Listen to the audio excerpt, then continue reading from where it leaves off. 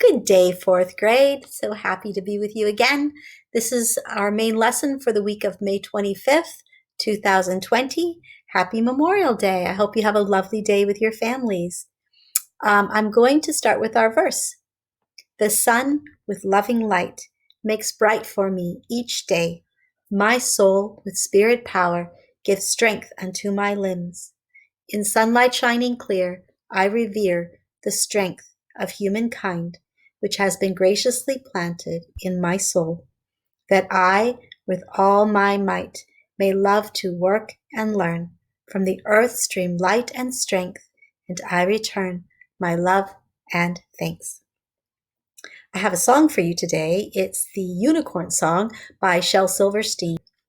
A long time ago when the earth was green, there were more kind of animals than you'd ever seen.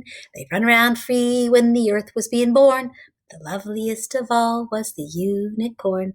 There were green alligators and long-necked geese, humpty-back camels and some chimpanzees, cats and rats and elephants, and sure as you're born, the loveliest of all was the unicorn.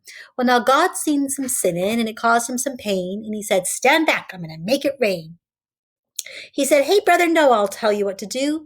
Build me a floating zoo and take some of them green alligators and long-necked geese, some humpty-back camels and some chimpanzees, some cats and rats and elephants, but sure as you're born, don't you forget my unicorn." Well, old Noah, he was there, and he answered the calling. He finished making the ark just as the rain started falling. He marched in them animals 2 by 2, and he sung out as they went through, "Hey, Lord, I got your green alligators and long-necked geese, your humpty-back camels and your chimpanzees, your cats and rats and elephants, but Lord, I'm so forlorn, I just can't find those unicorns." And Noah looked out through the driving rain. The unicorns were hiding, playing silly games. They were kicking and splashing when the rain was poured. Oh, those silly unicorns. There were green alligators and long-necked geese, some humpty-back camels and some chimpanzees.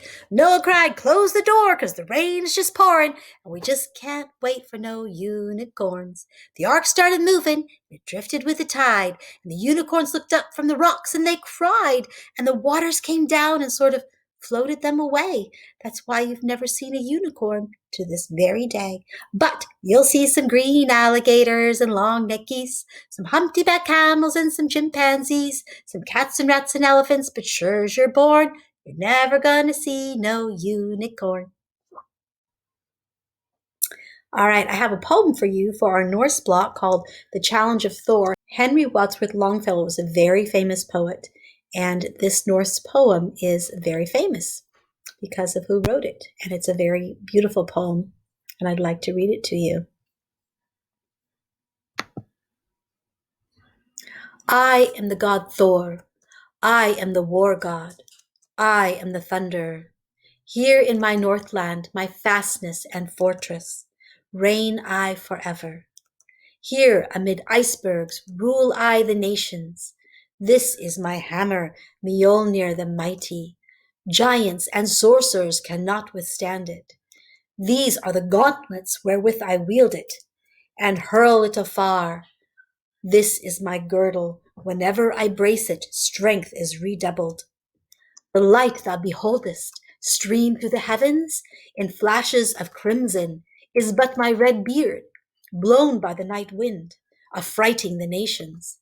Jove is my brother, mine eyes are the lightning. The wheels of my chariot roll in the thunder. The blows of my hammer ring in the earthquake.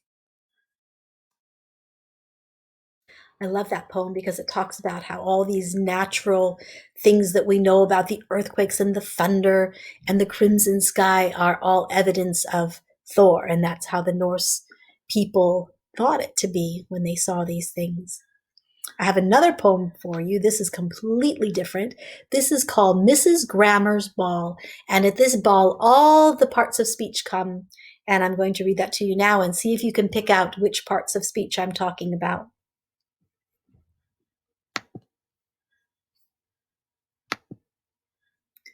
Mrs. Grammer once gave a fine ball to the 9 different parts of our speech, to the short and the tall, to the stout and the small, there were pies, plums, and puddings for each. And first little articles came in a hurry to make themselves known, for a, an, and the, but none of the three could stand for a minute alone.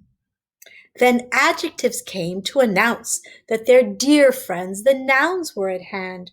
Rough, rougher, and roughest, tough, tougher, and toughest, fat, merry, good-natured, and grand.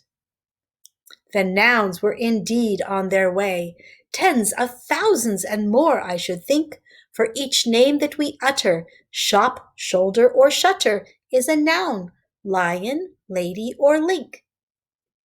The pronouns were hastening fast to push the nouns out of their places. I, thou, he, and she, you, it, they, and we, with their sprightly, intelligent faces. Someone cried, "Make way for the verbs! A great crowd is coming to view. To light and to smite, to fright, fight and to bite, to be and to have and to do." The adverbs attend on the verbs. Behind as their footmen they run, as thus to fight badly and run away gladly, show how running and fighting were done. Prepositions came, in, by, and near, with conjunctions a wee little band, as either you or he, but neither I nor she, they held their great friends by the hand. Then, too, with a hip, hip, hurrah, rushed in interjections uproarious. Dear me, well a day!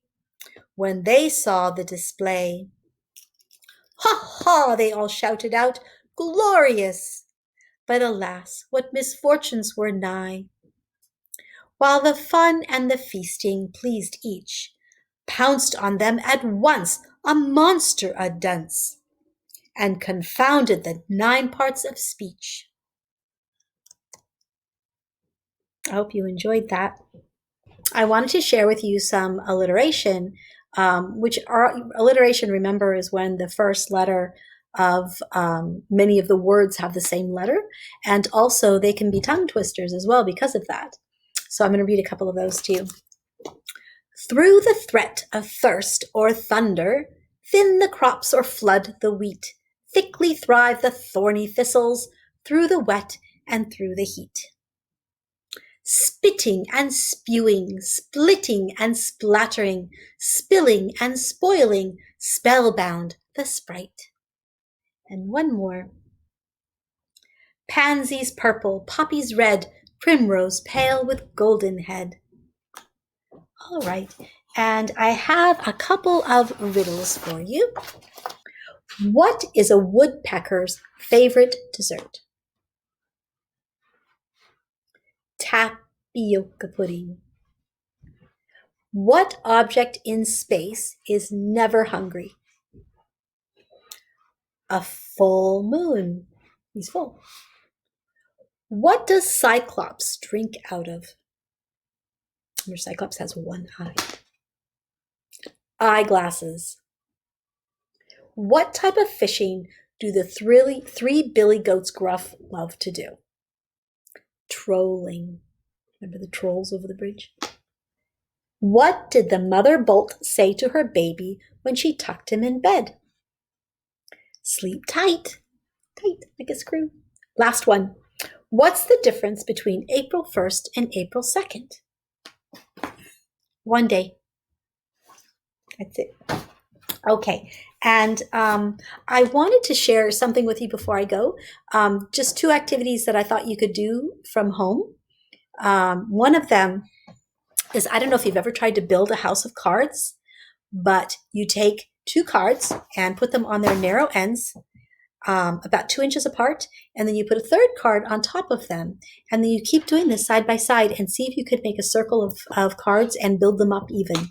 The other thing I wanted you to see if you could do was to, if you have dominoes, I don't know if any of you have dominoes, but if you take the dominoes and you put them in front of each other, you can curve it and you can make it go places, and then If you've done it right and you tap one, they all fall down. And that's a real fun thing to do.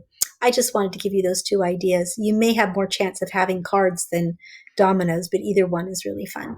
I hope you have a wonderful week, fourth grade.